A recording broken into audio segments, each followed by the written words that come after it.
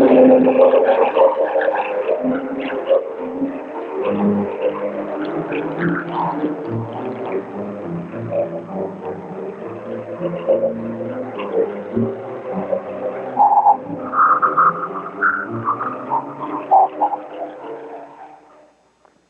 to Underscore, where we stress the importance of the fine arts in Norman Public Schools.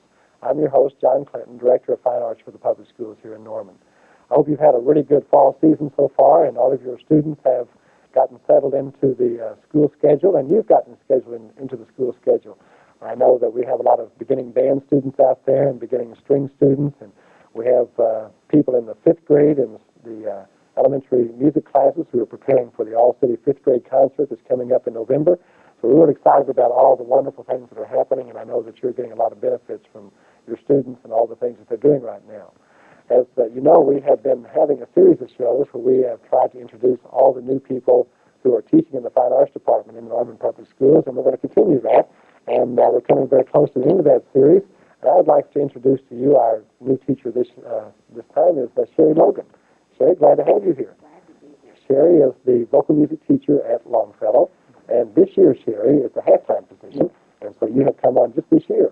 We're really glad to have you here. Well, I'm very happy to be here and having a good time so far. You survived so far? So far. So far. Okay, opening up any time a school is tough, but opening up a school the first time is very difficult, especially when you've followed any teacher. The kids have a lot to get used to. You have a lot to get used to. It's a real problem just trying to find out where everybody belongs all the time in there. And Sherry, we want to try to find out a little bit about you. Are you from Oklahoma originally? Yes, I have been here sooner born and sooner bred, as they say, and probably when I die I'll be sooner dead. So I studied at Southwestern out at Weatherford for 3 years, got my MIS degree first. Okay. Then moved to Oklahoma City and finished my vocal music and vocal music ed at OCU. Very good. Now, you had 2 degrees then? You had a performance degree and an ed degree? Actually, a vocal music with the education, so it was almost a double major. So it was both of those things. Tell me, when you went to college, was that your plan to go into education, or was your plan to go into performance, or what was your... My plan was for music. My plan was for singing, and economics and the practical side of it said teach. Although I do feel like I'm one of those people that it was in the stars that I was a teacher long is that right? way past. Yeah. You know, so it was something that came reasonably natural to you? Yes, very naturally. You think that comes to very many people? Some, but not a lot. Yeah. Not a lot. Yeah, it's not as easy as some people lead us to believe. And although I think that there are many people who have inclinations towards that direction to be better, and it still takes a great deal of training, doesn't it? Right. Now, you were at 2 different schools altogether. Right. Southwestern is it's not a small university anymore, at least, but it's a reasonable size, small university. And then you went to OCU, which is much more performance-oriented. Right. At least the reputation is there.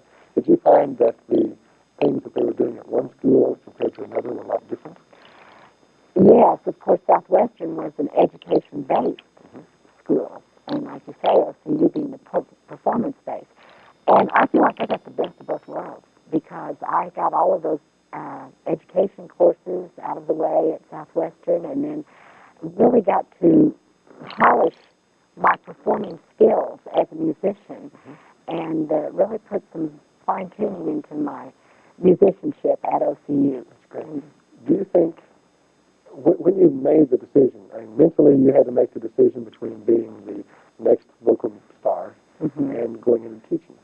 When you made that teaching, did you have any regrets? Did you feel like you have left something and not gained something, or you have left nothing and you've gained something? How does that feel for you? Well, actually, vocal music teacher is a performer in many aspects, and you have to teach that prospective performer that may be coming up through your ranks in a class or something. But I just really felt that was where I could do the best and the most good with my music is in the masses of the children, and that was my audience. Okay, tell me about your professors. Did any of them say, "Oh, Sherry, what are you doing? You're going into education when you could be this"? Did you ever have any of those sort of things? Yes, but more of that came when I got married rather than Why are you getting married? Yeah, okay. right. You could go on if you didn't have this Right. institution you're entering into. Yeah, right. So it wasn't so bad going to make the change from Right. spoken music major into an education Right. major. Well, I'm glad to hear that because that can be a tough Yes, change it for people, can. and especially for people who are in the fine arts Mhm. to do those things. Now, when you left OCU, then you went directly into teaching? Or you took some time away? I spent a year trying to find a job, basically, but trying to see if I wanted to go into church music or into public school or whatever. And then taught in Moore for 5 years. At what level? Elementary. Okay. Mm-hmm. Did you, now, Moore is basically a Kodai system in the At that time, they weren't. Okay. That was back in the early 70s, and pretty much each school did whatever that teacher was trained to. In fact, I served as president of the music teachers organization, the elementary level organization there. And one of our concerns was focusing that a child that transferred from this school would get the same thing at the next school in Moore. And much to my delight, they have really solidified their thinking there. And that's wonderful. That certainly makes life a lot easier for a lot of kids. And that's the whole point of things anyway. Now, let's go a little bit further into your history now. You were teaching there, but then there was a time there where you stopped teaching. Yes. You entered into the business world. Yes, I went to work with my husband for a few years and then had my son. And time flies when you're having sons. Like I say, he just started to school, and when he went back to school, I kind of thought, well, why shouldn't I go back to school? It's time. Yeah. So, time for something for serious. Yes, definitely, definitely. So you went back to school to get a degree in music again? Well, I have started on my master's work. I see. And so I'm focusing that direction, and then, like I say, got this opportunity here. That's really good. Now, when you came to Longfellow, this is your first time to teach again. Right. In about 10 years or so, something like that? Okay, now we need to talk about differences. Oh, there's a lot. You have two differences that I can think of generally. One is that you're dealing with an older student, and secondly, there was a period of time that obviously there's been many changes in. Can you reflect on some of those changes? Musically, some of the differences, the elementary students, you take a child that's basically a clean palette, clean canvas, and you start and build. So you know that you're here at the foundation, and you know that pretty much your classes each year know what you gave them last year, and then you build on that. The difference at the middle school level is that they're coming from all of these different schools, transferring in from districts that have had very little music and coming from within our district that have had a fine music program. And then you try to get that all balanced, and that's what we're struggling with right now. I've got excellent students that have had wonderful training and teaching, and they know a lot, and we could go a long ways, but then we've got a few that don't have a clue as to how to even read their line in the music. So we're trying to come to a level of understanding where we can all start off together. And in dealing with the junior high kids, I always enjoyed the older kids anyway. I have worked in my church work a lot with junior high, and I'm one of these weird people that enjoy that breed of cat. We have some weird people like that who enjoy that. Good. And but teaching music has been a real challenge and a real interesting challenge for me, and I'm enjoying what it's bringing out of me as a musician. That is a very difficult problem, and it happens in the fine arts. It also happens in other classes, of course, where you have a variety of different students who are on different informational levels. How did you finally come to some sort of, I know you're still struggling, trying to make sure that all works, but what direction are you taking to try to fit the needs of all those students in one class? Well, I approach the children that have had more opportunity as saying, as just that you know some of this, and for you it's review, and you need to help the student that has maybe not had as much experience here in this. And so we just start at the bottom. What is a staff? Just the very basics of music.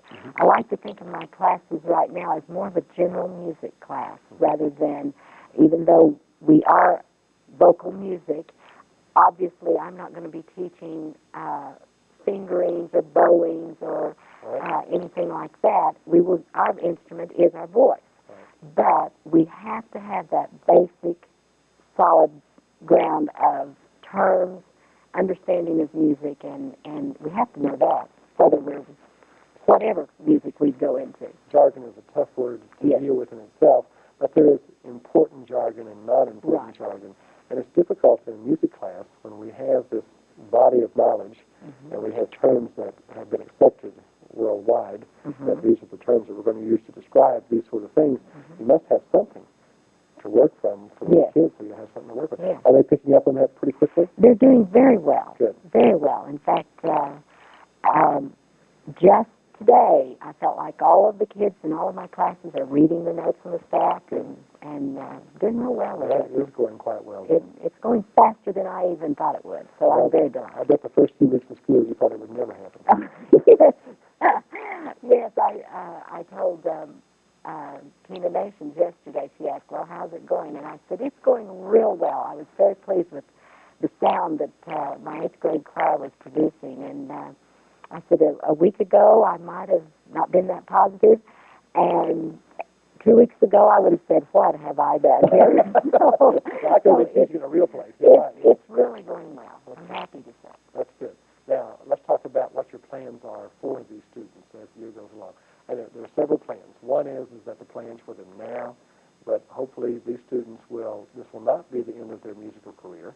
They will go on into other things. So this is a point of explanation. Just because they're learning general terms now and learning the basics of what they're doing, they need to be far-sighted enough to know that this will help them later on, maybe later after Longfellow, that they will be performing and doing things either in churches or with groups or in schools, whatever it may be, and they need to have this information right now.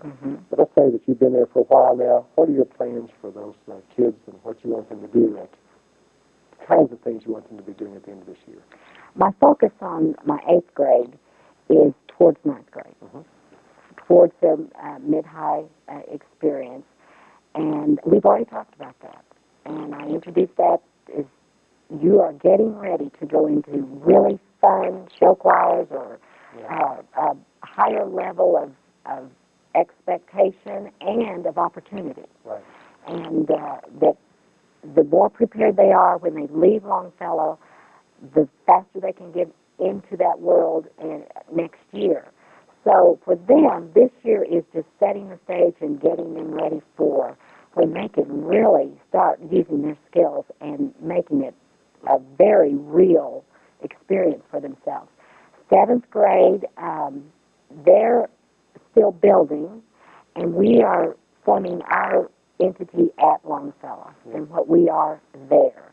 And we're working on folk songs, and we've got one spiritual we've been working on, different things just to enjoy music, to learn, again, to read the parts and the staffs and know where we are at measure 13 and that sort of thing. So that's not so easy as people think. We always get requests for performances, and it's always amazing to me. I'm not sure if we as music teachers have done a good job educating kids as they come through, because when we get to be adults, they either have forgotten, or we didn't tell them well enough, or something has happened when they call and say, listen, I need to have a group to perform, and it's September. I know it's early, but I need to have them by tomorrow. You have groups who are doing that sort of thing. No. Well, why not? Well, because they have to learn. Their thought of the process is that let's just get together and sing a bunch of songs and do it. Won't that be fun? That'll be neat. Is there more to vocal music classes than that? Oh, I hope so. Well, you try to get a copy. I know there's physical things. Yes, physical things. At the middle school level, of course you have the changing voice that you have to deal with. And this is a time when there just are not certain notes in their range because of the growing of the larynx and the vocal cords. And so this type of child, being in a self-conscious time in their life anyway, they don't want to make a fool out of themselves. They don't want to open their mouth and all of a sudden something strange and weird comes out. I want to go out of that stage someday, I'm pretty sure. I'm not positive, but I believe I'm going to. I understand that stage. But for them, it's a time to just get comfortable and confident of their physical self, of what's going on as they mature into older adolescence and their body starts changing. And it's a time to start building repertoire and expectations of music. We've gone from, of course, here we have the wonderful fifth grade program, and not so much unison singing, but many, many elementaries, just that's all it does, is unison singing. Yes. And we're all just singing the little melody. You've got girls that all of a sudden are having to think, wait a minute, I can't sing that note up there. I've got to stay on something that's a little bit lower, and it's got to sound good. And so they're struggling with trying to think their part and think about what, in fact, some of the things that we've done just this week is a review of rounds of getting the kids used to thinking about what I'm doing while this group's doing this over here and this group's doing something over here. Well, not that easy, is it? No, it's not. We forget as adults that process of having 3,000 things bombard your mind at the same time, and you have to keep up with all of them. And just real quickly, in music, in your area, you've got words to deal with. You have vocal quality to sing with. And there's no such thing as speaking words as you sing words. There are two different things, and that's a special process. You have not only the note values to worry about, you have the note pitch, and within this broad range of here's the note C, and there can be a lot of fluctuations of pitches within that. They got to get that all settled in. The ensemble, the blends, the sound, keeping up with all that stuff. And then what happened with their boyfriend on the way to class? You know, that's all in there too. So and that's the hard part. Yes, and that's you're asking me to keep part. up with all this other stuff, and I need to be thinking about the real stuff. Right. It's very, very difficult to do. Do you find, well, let me back up. You were talking about having an inclination towards teaching. You obviously, I would think, find people who have an inclination towards vocal music. They have nicer voices. The quality of sound is more there. They have some inborn talent, and some teachers, thank goodness, along the line, kept their aptitude at a reasonable level, and they have encouraged them and taught them along the line. But what about the, people like me or people like students who know that, I can sing and I can keep a reasonable pitch and I can do all these things, but I've got a craggy old voice. What do you do with those kids in the chorus department? Really, I want them to learn to be a good consumer of music. A very small percentage, less than 5% of your students will ever be the big-time performer. Right. And so your focus as a teacher, educator, needs to be that these people are going to enjoy music. Music is one of the largest forces on our lives in general. When we are standing in a department store, there's music going. When we're eating at a restaurant, there's music going. When we get in the car, we flip on the radio. We are a music-oriented society. So I want them to, number one, enjoy music. And number two, enjoy a quality of music. Now, that's not something that comes overnight, and I say, this is quality, and you're going to like it. Right. But eventually start learning things about music that make them enjoy that kind of music a little more, whether it's a madrigal or a folk song or even rock and roll song. Yes, right. That's an interesting phenomenon, I think, that we as music teachers are getting better at, and recognizing that there is quality music in almost every genre that occurs. There was a time, I know, when I was growing up, which wasn't terribly long ago, that if it was fell into the area of rock and roll, if it fell into the area of country, that it was automatically it was not quality music. Right. Do you have certain things that you listen for, or you try to teach kids to listen for, for them to decide what is quality music and what is not quality music? Definitely, because first of all, if I can speak to them through the music that they listen to, then that's where you start. That's where you'll pull out of them, okay, yeah, and this one has this kind of instrumentation in it, and listen to what's going on in the piano there, and, oh, he's got a low voice, or she's got a low voice, or he has a nice high voice. This is something that you can use with the kids that they listen to every day, and they'll think, well, I never even thought about that in respect to this song. I was just listening to, it has a good beat, which is easy to dance to. Give it 95. Yes. Yeah, I know. I'm getting ready to ask you, that's part of what you're trying to do, I think, is build a terminology. Yes. Yes. And do you find that the kids respond to that quickly, or does it take them a while to learn how that terminology all works? Right now, we're just catching on to it. And I'm interested to see, like I say, these kids are catching on a lot faster than I thought they would at first. And so we're moving along quite well. That's good.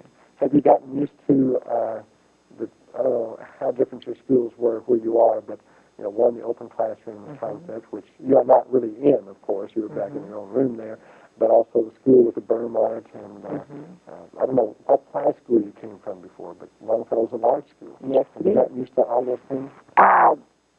There are parts of that school that I still get lost in. Yes. And I think, oh, where am I? Did I get back home? I find the people who actually tell me the right place to go. You're right. No, it being a large school and being open area, I have enjoyed that you're among the students. Yes. And for me, since I'm not very tall, I can get lost among those students real quick. And that's interesting, to just be in the middle of them and hear their interaction and hear their comments, and all of a sudden they look around like, ooh. But it helps me to know the kids and know what they're listening to, know what's important in their life and what's going on in their life. And there are some really fun things, and there are some really serious things that you have to be attuned to also. Because you're not only a teacher of vocal music, you're just a teacher of kids. Right. And that's something that's got to be taken care of. You got lots of activities planned for the year? Well, I hope so. We have our Christmas concert, our midwinter concert, as we call it, scheduled. We've had some problems with getting all of that on the map yet. And, of course, we'll have contests coming up right after the first of the year. Right. Hopefully, and I think we can, hopefully we can have a fall concert around the end of October. Well, that'd be good. I was, being new, I didn't know what to expect, but I'm delighted with what I'm hearing, and I think we'll be ready. Well, I think you made a smart move by waiting, because you need to give those kids a chance, if nothing else, to find their spot with you. And even if they were all just wonderful kids, who could just sing the socks off of everything, they need that time. And so I think you did the right thing with that.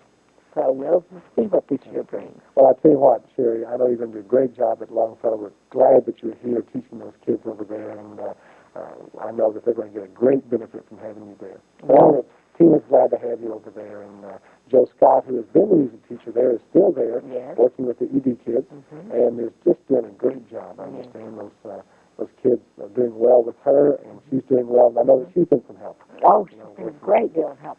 In fact, some asked me, would you be intimidated by the previous music teacher being there? And I thought, well, she's been so much help that I can't imagine not having an apprenticeship like that.